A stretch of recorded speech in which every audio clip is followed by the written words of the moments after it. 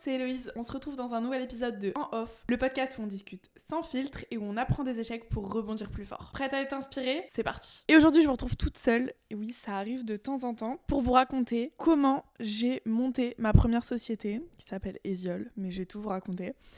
Si ça vous intéresse, parce que je pense que ça peut être cool aussi, que je vous fasse un épisode sur comment j'ai commencé par me lancer en freelance, comment j'ai vraiment commencé à toucher à l'entrepreneuriat, parce qu'avant de monter cette société, j'avais un statut de freelance où je faisais des activités de graphiste, photo, vidéo, création de contenu, etc. Si jamais ça vous intéresse que je vous fasse aussi cette partie-là, comment je me suis lancée au tout début, trouver mes clients, etc., dites-moi. Je vous la ferai. Mais du coup, aujourd'hui, on va parler de comment j'ai monté ma première société, qui est Eziol, que j'ai montée quand j'avais 19 ans. Très jeune, oui. Parce qu'il s'est passé plein de choses. Et du coup, je pense que ça pourrait être cool de vous raconter le début de ça. Pareil, peut-être pourquoi pas aussi vous faire des épisodes sur ce qui a foiré, comment ça s'est passé, le déroulé et tout ça. Parce que Eziol, c'est vraiment la plus grosse expérience de ma vie. J'ai appris tellement avec cette entreprise. Bref, je vais pas spoiler. On y va. Je suis vraiment posée dans mon canapé. Pour ceux qui n'ont pas la vidéo, je suis vraiment dans mon plaid en tenue de sport. Je peux pas faire plus chill avec un matcha. Voilà, imaginez la scène.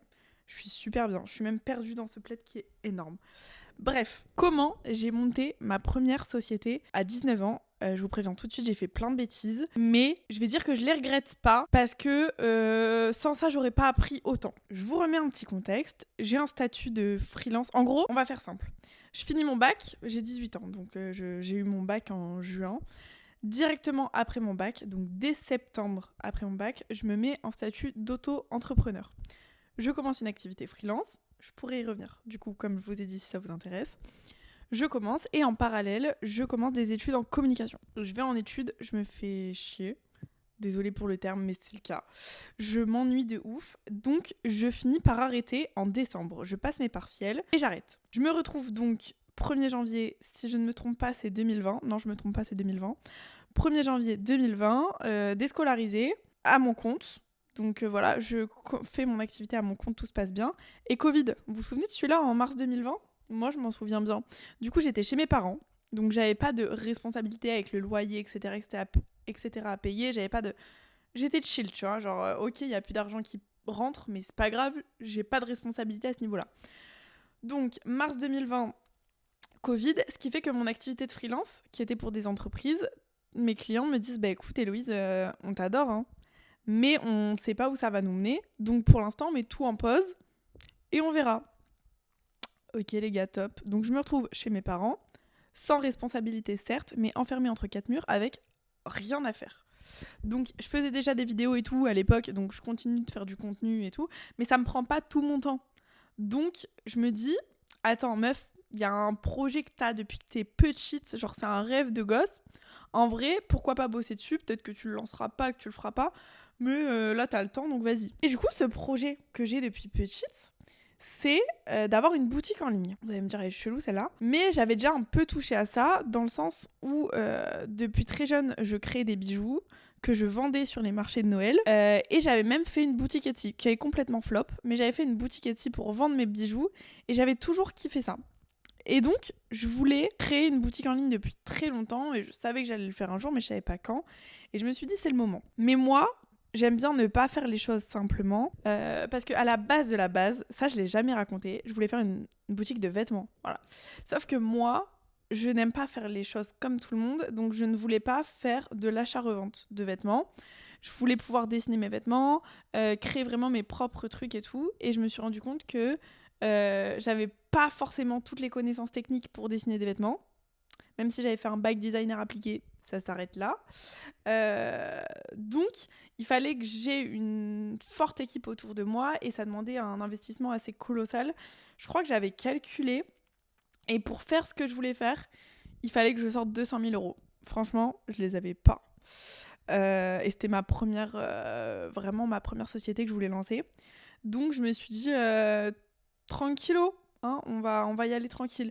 Et parce que en plus, je voulais pas non plus travailler avec des producteurs chinois et tout. Je voulais faire un truc hyper éthique parce que j'ai toujours grandi, si vous me suivez, avec ces valeurs-là, même si pendant quelques années, j'ai consommé du Chine. Il y a genre 10 ans, Je m'en veux encore.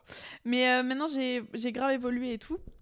Mais je suis vraiment dans une approche complètement différente. Et je suis plus du tout dans la surconsommation. J'essaye de faire au maximum attention à comment je consomme, à mon impact et tout, tu vois, sans être dans l'extrême. Hein, voilà, il y a quand même un juste milieu à trouver. Mais j'essaye que ce que je fais, ouais, ce soit bien, entre guillemets. Donc dans ma façon de consommer et tout. Et puis en plus, j'adore tout ce qui est marché de créateurs. Je kiffais faire ça. Aller voir tous les petits créateurs sur les marchés, les gens qui créent de eux-mêmes et tout. Et du coup, je voulais pouvoir faire un projet qui était, oui, une boutique en ligne, mais qui avait quand même un lien avec toutes ces valeurs que j'avais et que je voulais pas mettre de côté pour un projet et pour pouvoir lancer un projet. Parce que j'aurais pu lancer une marque de vêtements, mais ça matchait pas avec moi. Donc j'ai dit non, je fais pas ça. Qu'est-ce que je peux faire d'autre? Et du coup, en me posant et en regardant, du coup, par rapport à ces valeurs-là dont je vous ai dit, tout ce qui est produit de créateur, tout ce qui est mieux consommé, etc., etc., je sais plus combien de temps j'ai pris pour me poser sur cette réflexion, mais je suis arrivée au stade où je me dis, meuf, t'as un truc là, faut que tu lances un concept store. En gros, une boutique qui vend des produits du quotidien. Donc genre, vous voyez, des savons, du thé, bref, les produits du quotidien, mais qui viennent de chez les créateurs. Parce que, typiquement, nous les premiers, moi la première, quand t'es dans ta vie de tous les jours, que t'as besoin d'un produit, genre là, t'as plus de gel douche, tu vas au supermarché d'à côté, t'achètes ton gel douche. Voilà, et en fait, moi, je voulais un peu solutionner cette problématique-là en disant, je veux que le réflexe des gens, ce soit pas d'aller au supermarché quand ils ont plus de gel douche, mais de passer sur mon site qui va référencer tous des gens qui font ça artisanalement. Ça a fait vivre des gens, c'est mieux pour l'écologie, c'est mieux pour l'économie, c'est mieux pour tout le monde, tu vois. Donc, pour la santé, pour tout, tu vois. Donc, je me suis dit, vas-y, faut faire un truc comme ça, à impact, quoi, qui est bien, qui est cool. Mais j'ai voulu pousser le truc plus loin en me disant, le problème, c'est que si je fais juste un site, les gens vont commander une fois, 2 fois. Mais tu vois, ça les pousse pas vraiment à découvrir des nouveaux produits parce que j'adore tout ce qui est produits de créateurs et tout, mais des fois, il y a des produits dont on est hyper sceptique, tu vois. T'es en mode, je sais pas, genre, j'y crois pas trop ou quoi. Et du coup, pour passer ce cap-là à tester des produits pour lesquels t'es sceptique, je me suis dit, il faut trouver une solution. Et c'est comme ça que je me suis dit, je vais faire des box mensuelles. Comme ça, les gens, ils reçoivent tous les mois une box avec des nouveaux produits qui sont mieux éthiquement, écologiquement, pour l'environnement, qui font vivre des créateurs, des startups, des indépendants. Et en même temps, ils découvrent des produits qu'ils vont intégrer petit à petit à leur quotidien et comme ça, après, ils peuvent les recommander sur le site. Donc voilà, ça, c'était l'idée de base de Eziol. Vous verrez, ça a un peu évolué après, mais c'était vraiment ça l'idée de base. Donc, je commence à bosser sur le projet et là, je me rends compte que donc, j'avais un statut de micro-entreprise, mais je me dis, problème, je vais devoir gérer des stocks, etc., etc. Je pense que c'est pas forcément le meilleur statut, mais je suis complètement perdue face à ce truc-là. Et je me dis, j'ai besoin de gens dont c'est le métier, tu vois, genre un comptable ou quelque chose. Donc, faut y aller, quoi. Faut que je trouve. Et donc, je fais marcher mes contacts parce qu'on était en confinement, faut pas l'oublier. Non, c'est un petit détail qui compte. On était en confinement, donc je fais marcher mes contacts. Je connais une comptable indirectement qui est la cousine d'une copine, bref. Je lui envoie un message, elle me dit, écoute, moi je suis plus de la région, mais je te donne un contact, contacte-le de ma part et tout. Donc je le contacte de sa part, et il est en mode, mais incroyable, une fille si jeune qui veut faire déjà un truc de ouf et tout, trop bien, viens on se rencontre. Donc on commence à se rencontrer. De là, si vous avez suivi les précédents épisodes de podcast, c'est le comptable qui m'a un peu douillé, voilà, pour rester poli. Donc voilà, hein. Mais sinon, c'est lui qui m'a quand même conseillé. Donc, c'était pas les meilleurs conseils avec le recul, mais je lui en veux pas, comme je le disais dans l'épisode où je parle plus précisément de cette histoire. Je lui en veux pas parce que c'était à moi de prendre la responsabilité. C'est moi quand même qui ai fait les choix. Genre, lui m'a aidé. Il était là pour me donner ses conseils, mais c'est quand même moi qui ai pris les décisions. Donc, il y a pas à part moi, il n'y a pas de fautif dans l'histoire. Mais du coup, je prends les conseils de ce comptable. Avec le recul, si je peux vous donner un conseil, c'est ne prenez pas les conseils que d'un seul comptable. Prenez plusieurs comptables, ou un comptable, un banquier, ou bref, des gens un peu de ce domaine-là, pour avoir différents points de vue. Et du coup, on fait un business plan. C'était mon premier business plan, les gars. C'était dur, j'ai fait un Excel. Et en gros, tu dois prévoir toutes tes ventes. Mais tu les prévois, franchement, au petit bonheur la chance, quoi. Genre, tu fais un trou, tu te dis, oh, vas-y, j'espère que ça va marcher comme ça. Vraiment, quand je regarde mon business plan maintenant, je me dis, j'étais hyper bancale. Et en gros, ton business plan, je vais te faire simple. En gros, c'est un document Excel qui fait peur à 50 pages où tu prévois toutes les ventes que tu vas faire sur la prochaine année, même sur les prochaines années, sur ton taux de marge, sur tes coûts, sur toutes les charges que tu vas avoir. Mais les charges, genre vraiment, je me souviens, j'avais dû mettre des trucs dedans. Tu dois tout mettre, c'est-à-dire ton loyer, l'électricité. Quand je dis ton loyer, c'est le loyer de tes locaux, hein. Si tu as des salariés, tu dois vraiment penser à tout. Donc c'est-à-dire au carton d'emballage, au papier de soie, aux étiquettes de remerciement, au scotch, à la table que tu vas devoir acheter pour préparer tes commandes, au thé que tu veux acheter pour boire quand tu es au bureau. Bref, tu dois tout compter. Pour 1 an et demi, 2 ans minimum. C'est dur, je vous jure, c'est super dur. Donc moi, maintenant, quand je regarde mon business plan, il est bancal de ouf. Genre vraiment, il est hyper bancal. Mais c'était le premier que je faisais. J'étais un peu toute seule. Donc c'est pas grave, j'ai appris. Mais voilà, et encore, il y a plein de trucs que j'avais oublié de compter. De penser des frais auxquels tu penses pas, tu vois. Bref, et donc on fait le business plan avec mon comptable. Et de là, il m'explique, du coup, en effet, c'est pas pertinent que tu restes en auto-entreprise. Parce que fallait que j'achète des stocks. Et ça, après, on part dans des trucs comptables, techniques et tout, mais c'était moins intéressant. Sur le papier, bon, à refaire, je resterai quand même en micro-entreprise, mais bon, bref, sur le moment, voilà. Et du coup, il m'explique les différents statuts, comment ça se passe et tout. Et pour créer la société, donc je décide de faire une SAS, donc Société à Action... Société à Action Simplifiée, oui, c'est ça. Unipersonnelle, toute seule, du coup. En gros, je suis la seule... Pardon pour le micro. En gros, je suis la seule actionnaire. Donc, je décide de faire ça. Mais pour commencer la boîte, il faut acheter des trucs, il y a des frais et tout. Donc, il fallait injecter de l'argent. Et là, j'avais 2 choix. Soit je faisais un prêt à la banque, soit j'injectais toutes mes économies perso que je faisais depuis que j'étais toute petite. Voilà. Sachant que du coup, faire un prêt à la banque, c'est long, c'est chiant, c'est compliqué, etc. Mon comptable me dit, franchement, mets tes économies, tranquille. Erreur. Ok ? Erreur. Vous avez retenu ? Faites pas ça. Vous faites un prêt à la banque. Vous me remercierez dans quelques années. Parce que du coup, moi, j'ai mis toutes mes économies perso. Voilà, j'en ai plus. J'ai tout mis dedans. Ok ? J'ai pas fait un prêt. Erreur. Bref, j'injecte des sous. Mais quand je vous dis des sous, c'est pas genre j'injecte 200 €, tu vois. Mais j'injecte, franchement, je sais plus combien j'injecte, mais j'injecte bien plus de 10 000 €, tu vois. C'est pas rien. C'est pas rien. Et donc voilà, je fais toutes ces démarches-là. En même temps, comme je voulais lancer le concept assez rapidement, il fallait trouver tous les créateurs, les produits, créer la marque, ça aussi, voilà, créer toute l'identité de marque et tout. Et là, je me sens dépassée par les événements. Et on était toujours pendant le confinement. On était encore pendant le confinement. Et j'ai des copains à moi, vous savez, je vous ai dit, j'avais arrêté mes études en cours au bout de 3 mois. Et j'ai 2 copains de cette classe qui me disent Héloïse, nous c'est trop chiant, on s'est fait lâcher pour nos stages. Et je suis en mode non, mais si seulement moi je pouvais prendre des stagiaires et tout, je vous aurais pris. Je dis demandez quand même à l'école, on verra. Et l'école leur dit ouais, allez-y et tout. Du coup, je me retrouve dès le premier jour de la sortie du confinement, le 11 mai 2020, j'ai les dates exactes. J'avais trouvé des bureaux parce que du coup, je vivais chez mes parents, donc on pouvait pas bosser de chez mes parents, tu vois. Donc, je prends des petits bureaux qui sont dans un truc partagé, machin, par rapport à un contact que j'avais eu d'un collègue, d'un truc et tout. Bref, lunaire le truc, dans une ferme et tout. C'est trop drôle. Et du coup, mes premiers petits bureaux, la pièce, elle devait faire 8 mètres carrés. Mes premiers bureaux, le 11 mai, à 7h, j'aménage dans les bureaux. À 9h, j'ai les 2 petits stagiaires qui arrivent, qui sont mes copains de classe. Je sais pas si vous vous rendez compte, c'est ouf.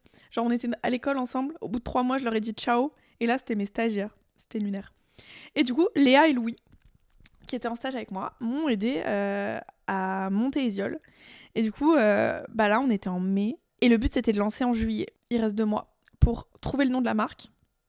Trouver le nom d'une marque, les gars, c'est une responsabilité. C'est dur.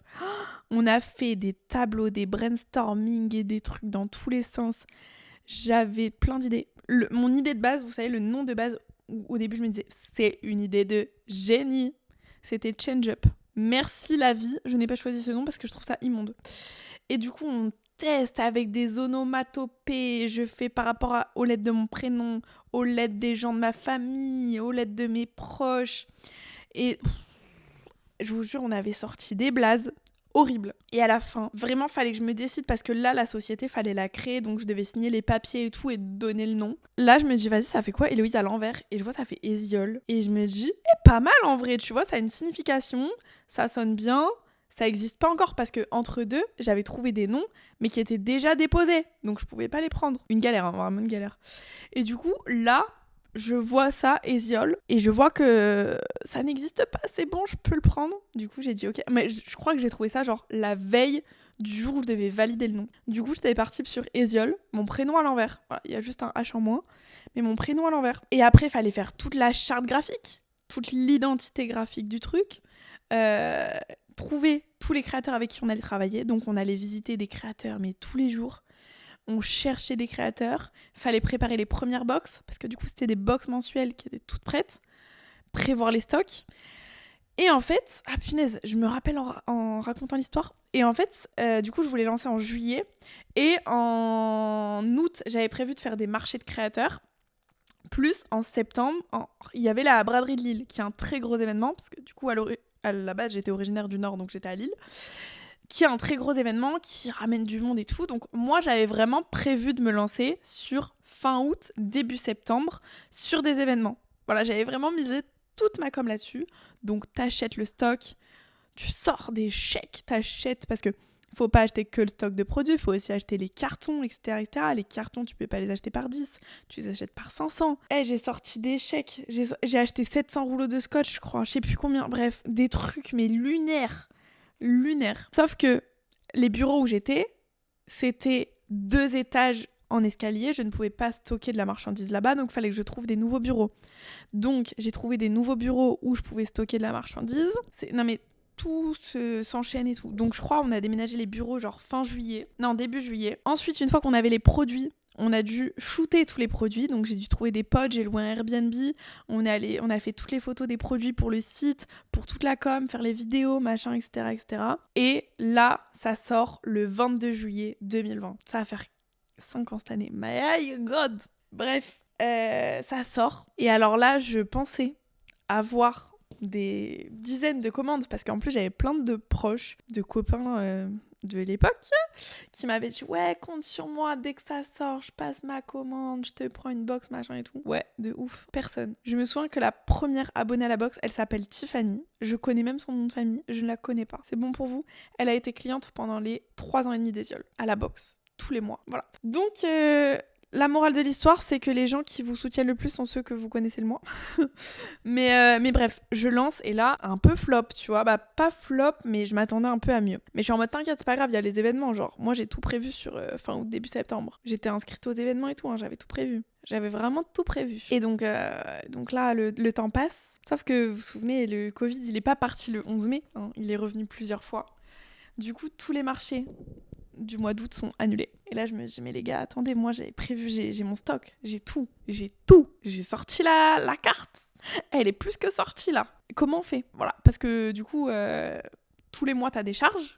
Sauf que tes ventes, bah, elles couvrent pas tes charges. Donc ça commence comme ça. Je me dis, t'inquiète, braderie de Lille, on va tout cartonner. Braderie de Lille annulée. Top. Ah, top, c'est super. Tout se passe comme sur des roulettes. MDR. Donc, petite succession où tu te dis, mais je vais pas m'en sortir. Et après, ça a continué. Les marchés de Noël, il y en a eu, mais très très peu. Et tous ceux qui étaient là, bah, fallait avoir le masque ou il fallait être vacciné. Donc, il y avait très très peu de monde.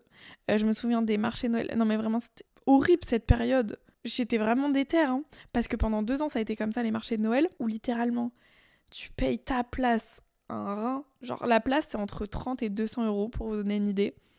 Et sur la journée, tu peux te retrouver à faire 10 balles, tu vois. Tu vends 10 euros. Sachant que t'es toute la journée dehors, il fait 0, -1, -2. On est à Lille, hein. Ok, on n'est pas à Marseille. On est à Lille. Froid, mais froid, horrible. Et tu vends pas. Il faut installer ton stand, il faut le désinstaller. C'est vraiment pas fun. Mais je me régalais quand même, hein. Ah, je me régalais quand même, je vous jure. J'étais là et en fait, comment ça a commencé à marcher, c'est quand il y a eu une petite vague sur TikTok avec tous les small business et tout, donc j'ai un peu percé sur ce TikTok à cette période-là. Et en fait, vraiment, Eziol, je pourrais en parler pendant des heures parce qu'il y a énormément de leçons que j'en ai tirées. Mais en fait, ce qui s'est passé, c'est qu'il y a des moments, je cartonnais. Vraiment, je cartonnais, je pouvais faire 100 commandes dans la journée. Donc de là, t'es débordé. Et le jour d'après, t'en fais pas beaucoup. Et en fait, ça faisait des va-et-vient comme ça. Jusqu'à un moment où vraiment, ça cartonnait. Et où là, du coup, je me suis dit, il nous faut des stocks plus grands parce que littéralement, on travaillait du coup à 3 parce que j'avais pris des alternantes dans un bureau qui faisait 14 mètres carrés avec les stocks. C'était plus vivable. Genre, il y avait 1 mètre carré où on pouvait circuler. C'était pas possible. Donc, on est parti dans plus grand. Ça a continué de cartonner, sauf que plus grand, plus de charge. Hein. Tu comprendras. Et en fait, le truc, c'est que au plus t'as de commandes, au plus il te faut du stock. Parce que, faut pas que tu sois en rupture. Et pour avoir le réapprovisionnement et tout. Bref, c'était tout un truc. Et du coup, au plus t'as de commandes, au plus t'as de charge. Ce qui est logique. Et il s'est passé plusieurs couacs à la fois, oui et non. Mais du coup, on avait pris des bureaux plus grands. Donc voilà, avec plein de stocks. On préparait les commandes, tout se passait bien en vrai. Mais il y avait des périodes où c'était plus calme et voilà. Mais il faut savoir que pendant tout ce temps-là, moi, je me payais pas. Vraiment, je travaillais comme une acharnée. Ceux qui m'ont suivi à cette époque ont dû voir.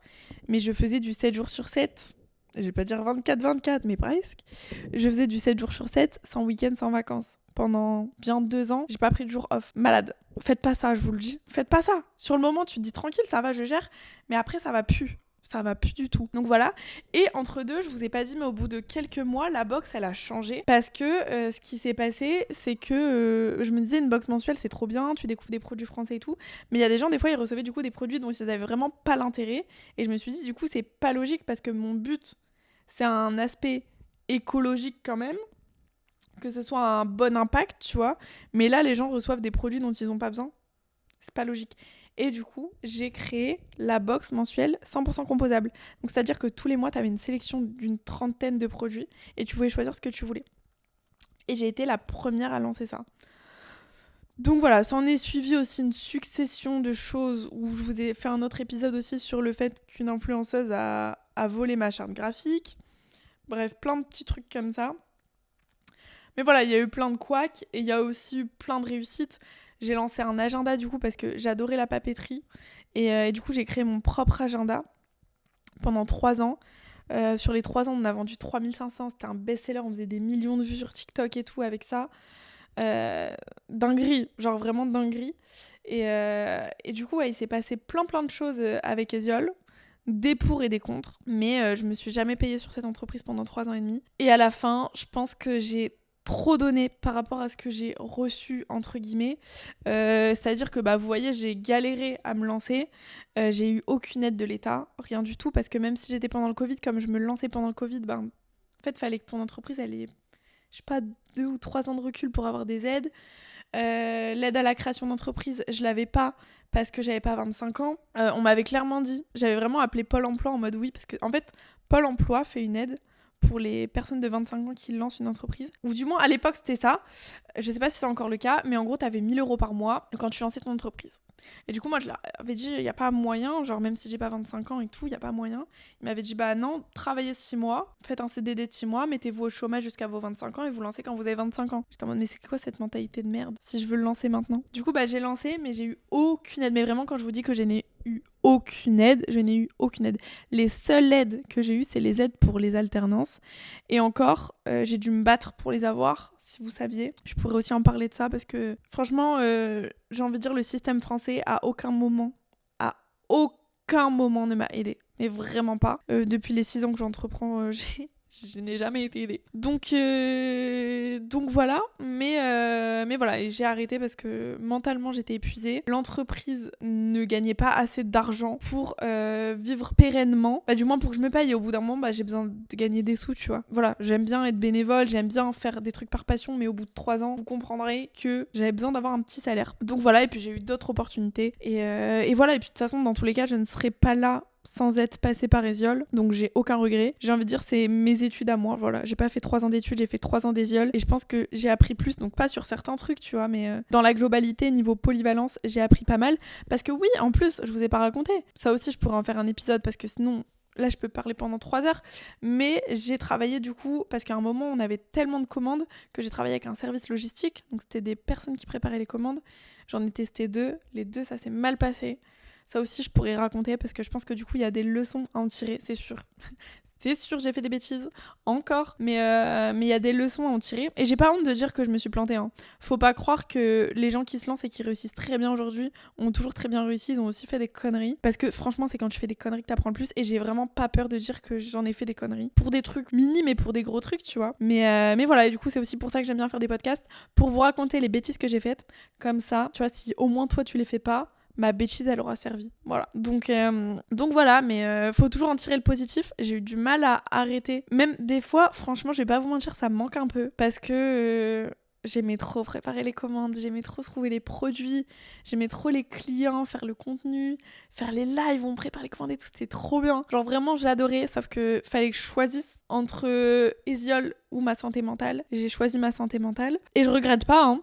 Mais je vous avoue que des fois, j'aimerais bien remettre un peu ça, quoi. Mais bon, on verra bien ce que l'avenir nous réserve. C'est pas du tout un projet, je vous le dis. Mais voilà, mais c'était une très belle expérience. Donc, ayez pas peur de vous planter. On apprend toujours quoi qu'on fasse. Et voilà, c'est comme ça que j'ai monté ma première société, du coup, dans laquelle j'ai investi de l'argent et du temps et beaucoup d'énergie. Et heureusement que j'avais tous mes proches qui étaient là pour m'entourer parce que c'est du charme. Je peux vous dire que quand t'as 3500 agendas à emballer, heureusement que j'avais ma cousine, ma soeur, ma mère, mon père et toute la clique qui était là pour m'aider à les emballer. Hein. Parce que toute seule, je veux bien travailler 24/24, mais c'est quand même pas possible. Donc voilà. C'était beaucoup de boulot, beaucoup de leçons, mais j'en suis là aujourd'hui, donc je regrette pas. Donc voilà, dites-moi, vous en avez pensé quoi de cet épisode ? Je pense qu'il y a des trucs que vous saviez pas, je pense même qu'il y a des trucs que j'ai oublié de raconter, c'est sûr et certain. Si vous voulez que je revienne sur certains passages, sur certains moments, sur certains échecs et tout, dites-moi ça. Si d'ailleurs vous voulez participer au podcast, n'hésitez pas, j'ai mis un lien dans ma bio Instagram sur, où vous pouvez vous inscrire, vous remplir un petit questionnaire et tout pour qu'on puisse vous recontacter pour participer à un épisode. Et puis voilà, n'hésitez pas à aller voir les autres épisodes. C'est rare que je sois toute seule, mais je trouve que des fois de temps en temps c'est cool aussi de pouvoir vous raconter mes anecdotes à moi, parce que la base première de ce podcast c'est qu'on raconte le parcours d'un peu tout le monde, quoi, et comment ça se passe, toujours dans la bonne humeur. Et voilà, en tout cas j'espère que ça vous a plu. Je vous dis à dimanche prochain 10h, comme toutes les semaines c'est 10h sur toutes les plateformes d'écoute ou sur YouTube. Tu peux retrouver un nouvel épisode. Tu peux aussi venir me suivre sur mes réseaux, Héloïse CPNN, pas M comme maman, le N comme Noël, voilà, avec 2 N. Et voilà, et puis on a aussi un Insta pour ce podcast, c'est enoff.podcast, si je me trompe pas. Et voilà, à bientôt!